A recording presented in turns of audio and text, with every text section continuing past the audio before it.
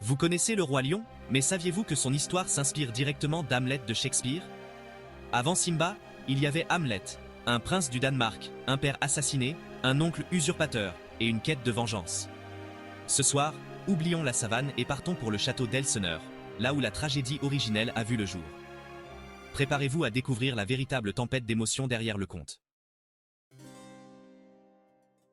Pour comprendre Hamlet, il faut d'abord comprendre Shakespeare lui-même, cet homme dont le génie a traversé les siècles et bouleversé la littérature mondiale. Shakespeare n'est pas seulement un auteur parmi d'autres, il est le dramaturge qui a su sonder l'âme humaine comme nul autre, explorant les passions, les faiblesses et les contradictions de l'être humain avec une profondeur inégalée.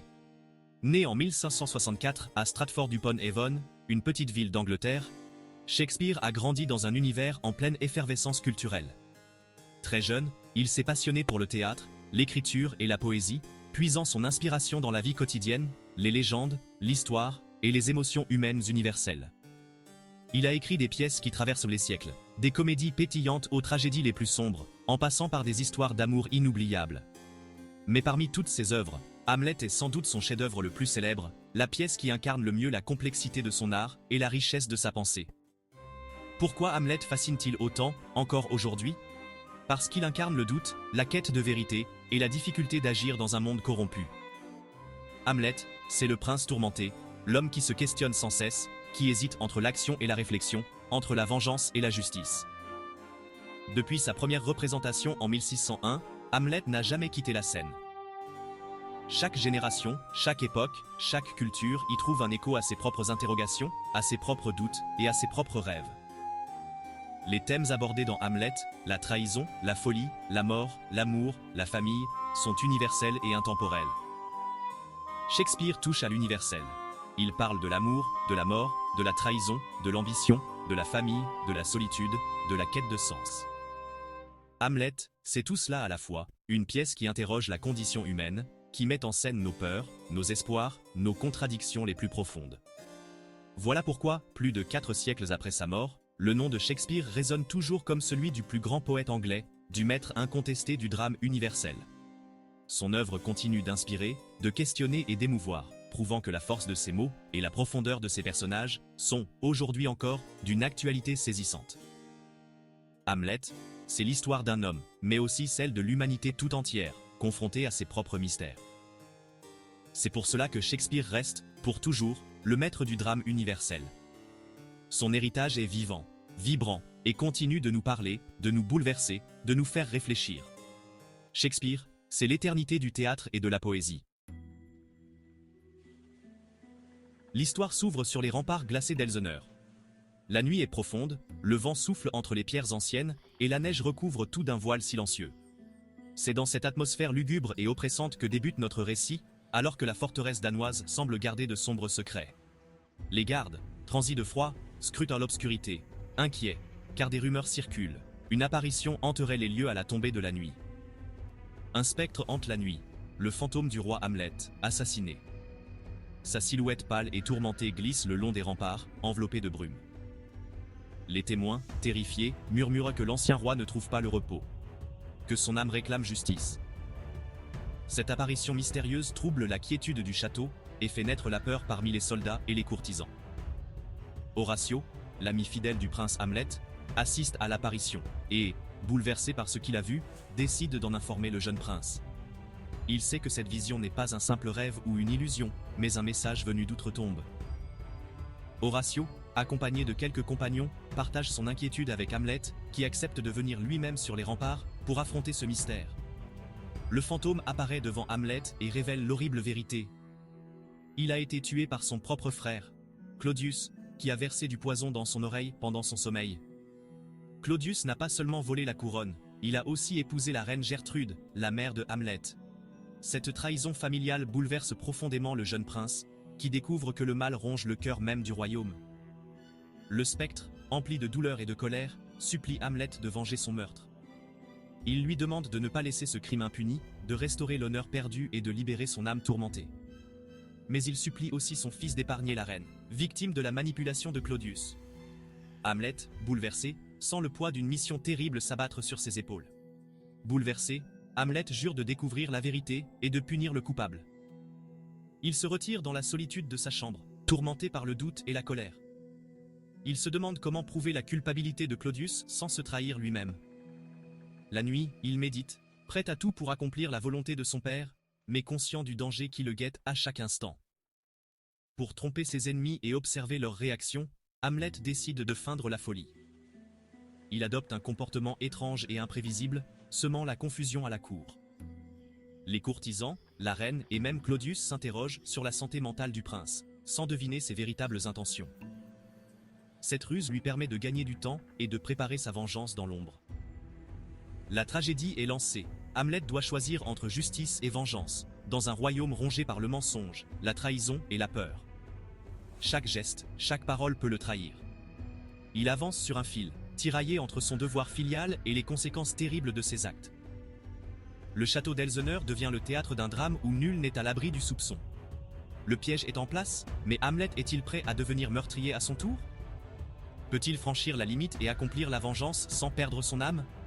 Le destin du prince, et celui du royaume tout entier, repose désormais sur ses choix.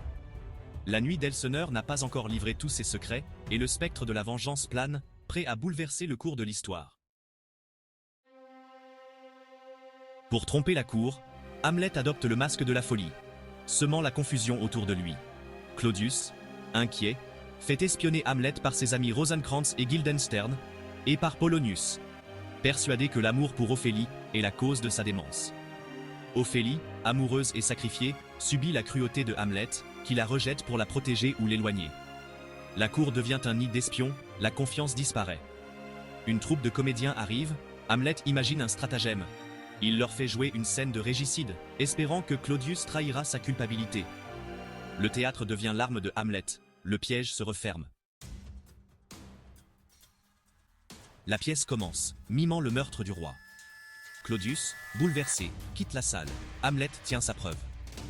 Gertrude convoque Hamlet. La confrontation est violente. Il accuse sa mère de trahison. Un bruit derrière la tapisserie. Hamlet tue Polonius, croyant frapper Claudius. Ce meurtre marque un point de non-retour. Hamlet devient lui-même meurtrier. Claudius en profite pour envoyer Hamlet en Angleterre, prétextant sa sécurité. Ophélie, brisée, sombre dans la folie. Juste avant, Hamlet prononce le célèbre « être ou ne pas être », méditant sur la vie et la mort. La spirale de violence s'accélère, la tragédie s'intensifie. Ophélie, dévastée par la mort de son père et le rejet de Hamlet, sombre dans une folie poétique. Elle erre, distribuant des fleurs, chantant des chansons brisées, incarnation de l'innocence sacrifiée. Sa mort, noyée dans la rivière, reste l'une des images les plus poignantes de la pièce. Accident ou suicide? Le doute demeure, mais sa disparition attise la rage de son frère Laërte. Claudius exploite cette colère, poussant Laërte à défier Hamlet dans un duel truqué. La mort d'Ophélie ne calme rien. Elle précipite la tragédie finale. Claudius envoie Hamlet en Angleterre avec un ordre secret d'exécution, confié à Rosencrantz et Guildenstern. Hamlet découvre le complot, inverse la lettre, condamnant ses anciens amis à sa place, puis s'échappe. Pendant ce temps, Laërte, fou de douleur, revient de France, prêt à venger son père et sa sœur. Claudius manipule Laërte, organisant un duel piégé, épée empoisonnée et coupe de vin mortel. Hamlet et Laërte, deux fils en quête de vengeance, s'affrontent, chacun miroir de l'autre. La cour est désormais un champ de mine, chaque sourire cache une trahison. Le piège final est tendu. La tragédie touche à son apogée. Dans le silence du cimetière, Hamlet médite sur la mort, tenant le crâne de Yorick, son ancien bouffon. Ce geste, devenu emblématique, symbolise la fragilité de la vie et l'inéluctabilité de la mort. Face à ce crâne, Hamlet s'interroge sur le sens de l'existence, sur la vanité des ambitions humaines, et sur le destin qui attend chacun, qu'il soit roi ou simple serviteur. Ce moment de réflexion annonce la tragédie à venir, où la mort plane sur tous les personnages. Le duel tant attendu débute dans la grande salle du château, sous les regards tendus de la cour. Laërte, animé par la vengeance, affronte Hamlet avec une épée empoisonnée, un piège mortel orchestré par Claudius. Les lames s'entrechoquent, la tension est palpable. Dans la confusion, les épées s'échangent accidentellement. Laërte blesse Hamlet, mais à son tour, il est touché par sa propre arme empoisonnée. Le poison circule désormais dans leurs veines, scellant leur destin. Au même moment, la reine Gertrude, ignorant le complot, boit la coupe empoisonnée destinée à son fils. Elle s'effondre, terrassée par le poison, sous les yeux horrifiés de la cour. Sa mort brutale ajoute à la confusion et à la panique générale, précipitant la tragédie. Sentant la fin approcher, Laërte, rongé par le remords, révèle à Hamlet la vérité sur le complot ourdi par Claudius.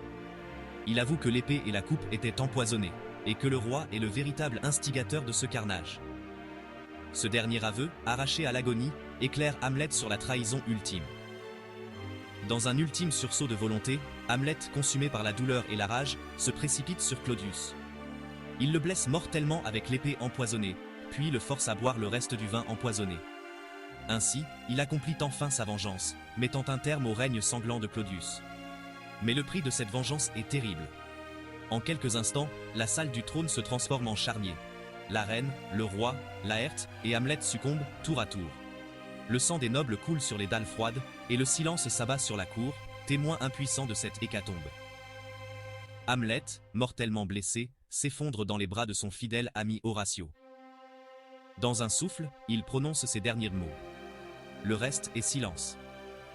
Ce moment d'adieu, empreint de tristesse et de résignation, marque la fin d'un héros tourmenté, victime de la fatalité et de la corruption du pouvoir. Au total, 9 morts jonchent le sol, laissant derrière eux un royaume dévasté, sans héritier ni espoir.